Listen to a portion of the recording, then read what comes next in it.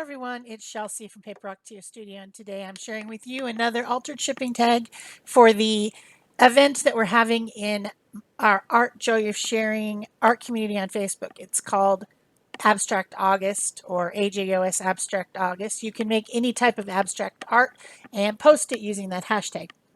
So I'm still working on these painty tags that I have that have never been finished. I have so many of them. At the end of the month, if I keep doing this, I'm going to have a ton of finished tags. But I wanted to work on the prompt thick.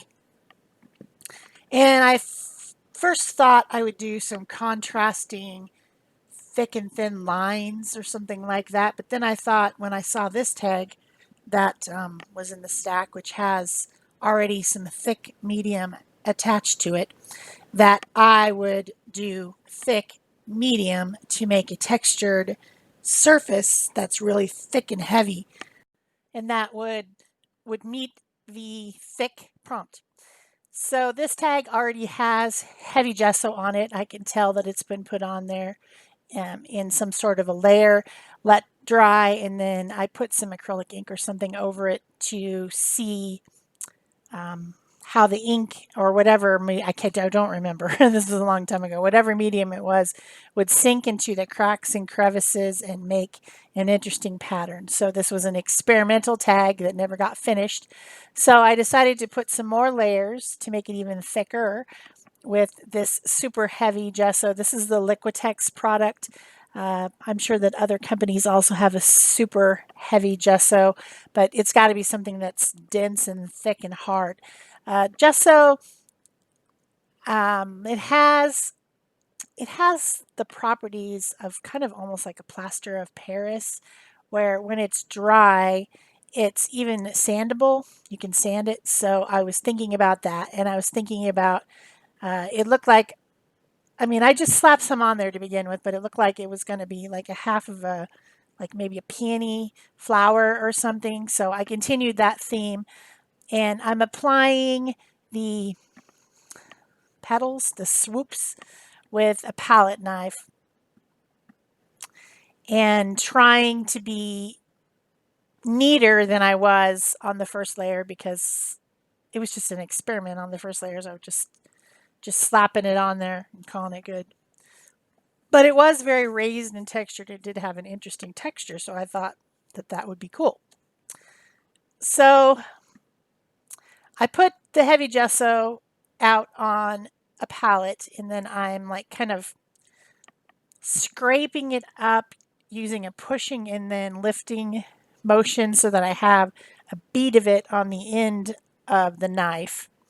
And the knife has kind of a rounded end. This one does. It's an offset palette knife, so it's not completely flat. It's got a handle that then goes down and out like a trowel.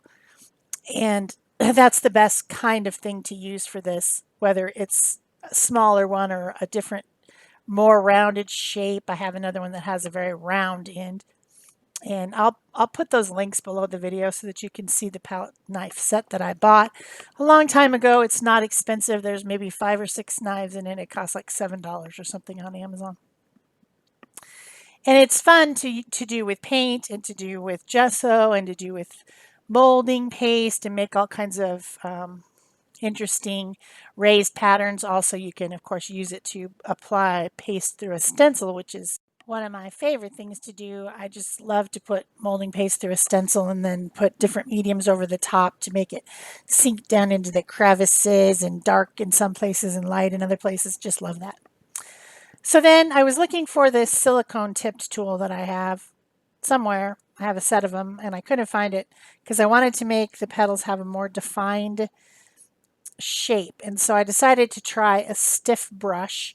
This one has a synthetic bristle and it's designed for oil painting. It's prickly kind of. It's supposed to be like a horsehair or boar's hair or something, but it's synthetic. And that made a pretty interesting texture on there, but I still wanted it to have like kind of lines, rainbow lines sort of through each petal. And so I went back to the palette knife again, So I basically had kind of smoothed them out a little bit, and then I went back in and added that texture that I wanted back in to make them more interesting, you know, because you don't want it to be boring. You want it to have an interesting shape. And so then I thought my flower needed leaves to make it look more like a flower. And there was these kind of irregular places that were left bare. So I decided to add some leaves on there, applying, of course, with the palette knife again, and trying to make some lines in them so that they looked real textured like leaves, you know, that has that line down the center and then the lines going out from it to kind of give a leaf shape. And I put 2, and then I thought, no, 2 is not the right number. You need 3 because odd numbers look better, I think. And so I put another one where the hole is, which of course then it went down onto the paper with the hole. Went through the hole, had to clean that out, but it's not a big deal. So, pretty happy with that. And this stuff is really heavy. It really needs to dry. But I was on the live stream when I started this. I didn't finish it on the live stream, but I did start it.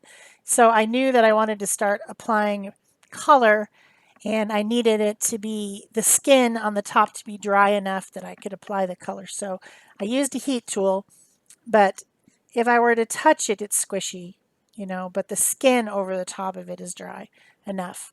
So then I got out these sprays. These are Marabu art sprays, media art sprays, I think they're called, and they are a permanent acrylic spray.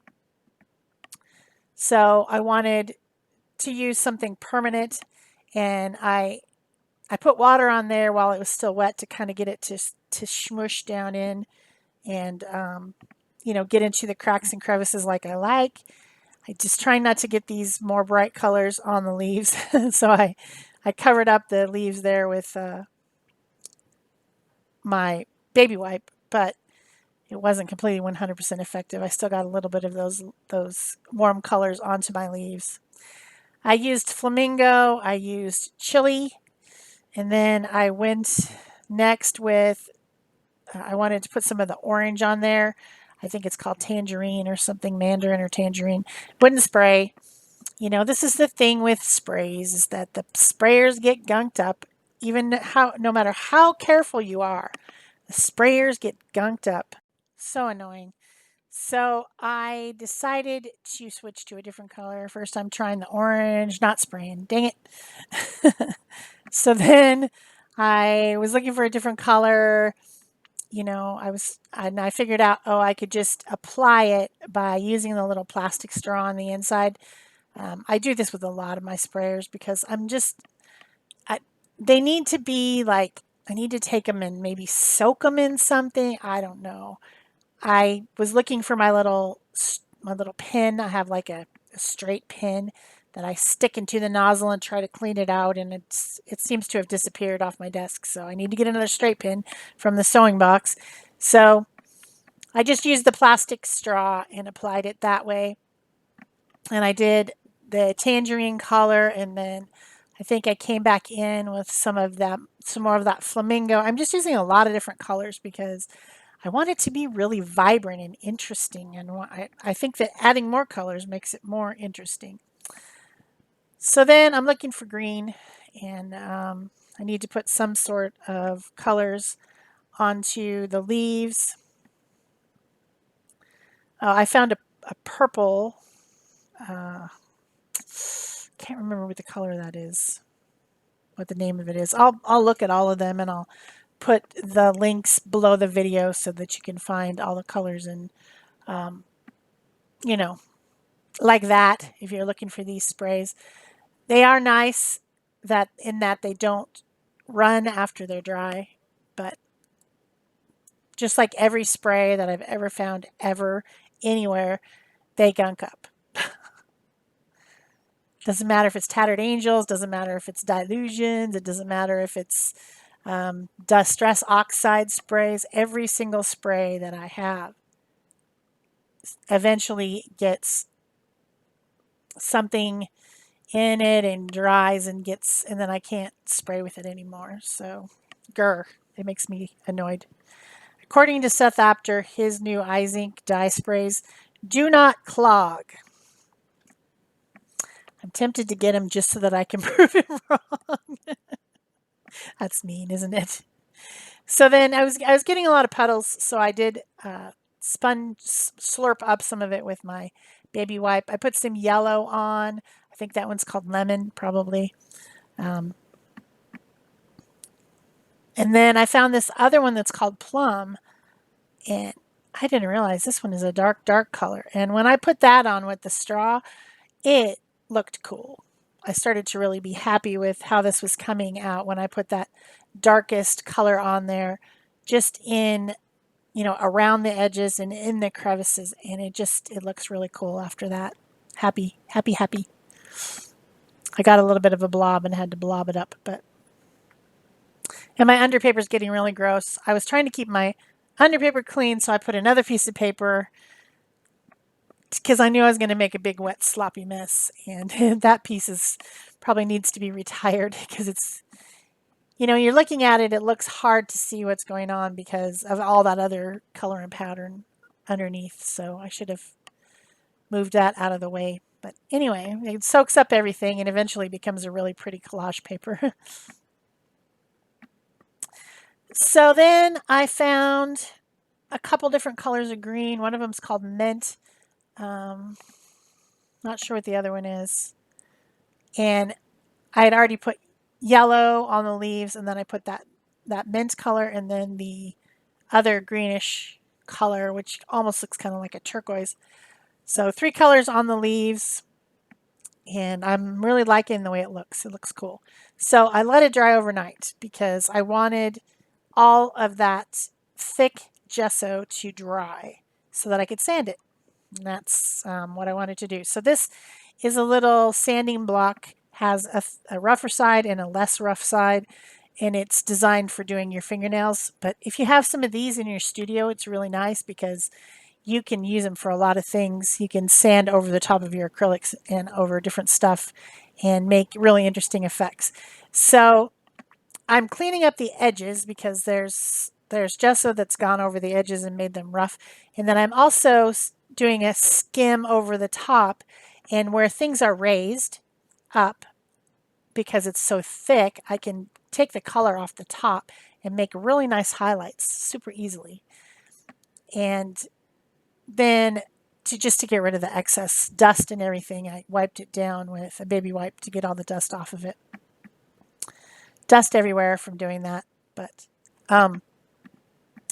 just making it smooth around the edges and then adding that highlight by rubbing the tops off.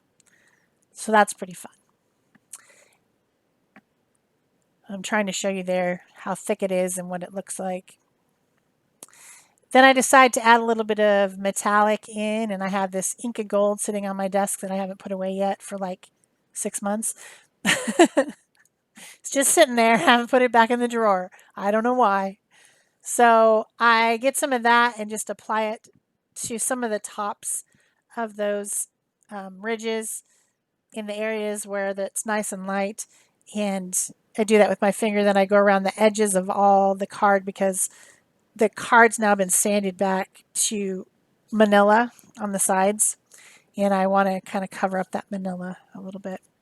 So I put the gold around the edges too. I hope you're enjoying this video. If you are, please remember to give me a thumbs up. Leave me a comment or question below if you have one about any of these processes or products that I've used. You can subscribe, and I'm always happy when you subscribe. You can turn on your notification bells so that you know when there's a new video coming out. And you can pin this on Pinterest or share it on other social media, and that's all super awesome. Also, I'd love it if you joined our Abstract August event this month and did some abstract art and posted it with the hashtag. So there was a few places, particularly up in between those 2 top leaves, that were bothering me. So I used a dark wine color